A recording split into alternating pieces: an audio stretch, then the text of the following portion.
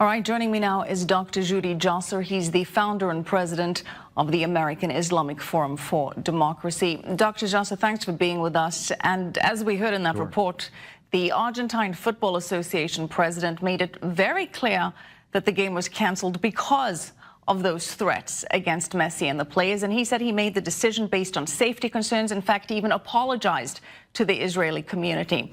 Now, because Argentina capitulated to the threat of violence here, there is now a concern that this sets a dangerous precedent for future international events, that this just encourages threats against any team or performer coming to Israel. What do you think?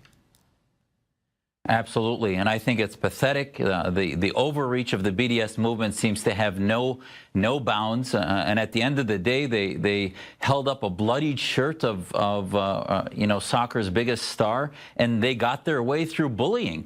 And listen, I'm not one for making sports into a political bonanza, but look at if they want to protest, where's the protest against Russia being the hosts for the upcoming World Cup and Russia facilitates a genocide in Syria? So if they want to politicize sports, which I'm against, by the way, then the hypocrites would actually be boycotting the entire World Cup soon to start in Russia over the next month. But they don't care about that. It's just about anti-Semitism and anti-Zionism. And by the way, Argentina needs to look at its own record. It still has been relatively impunity for the 1994 bombing in Buenos Aires that killed hundreds of Jews. Dr. Josser, this is more than bullying, though. This is not the usual BDS tactics, because there were actually threats against the lives of these players, an act of terrorism, as some in Israel have called it.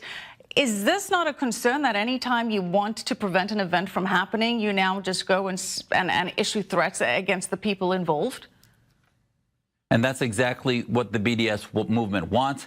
They want to basically light a spark and then not blame it on their own radicalism, but then, enrage the Islamist militants and then say, oh, it's not our fault. It's simply the Hamas militants or others, and they won't even call them that.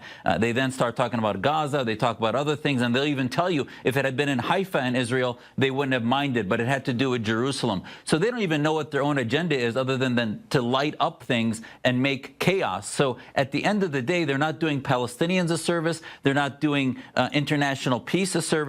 And they're basically, I think, in many ways hurting the respect of the world community of the causes that they supposedly care about, which is human rights, and actually making it much more difficult for Palestinians to be heard reasonably, which they're not. So you don't see this as a victory for the boycott and divest movement for BDS?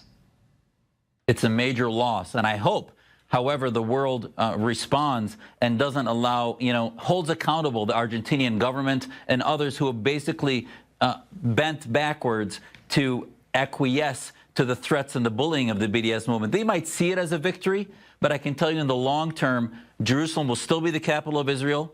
Israel has a right to protect itself as a democracy, so they're going to lose the long war. They may have won this little fictitious battle, but in the long term, it is going to hurt their movement because they're exposing themselves as being all about nonsense. Is this about Jerusalem, though? Would it have made a difference if the match would have been held in Haifa? Because plenty of events in Israel have faced boycott threats just because they're in Israel, with it having nothing to do which city they're in.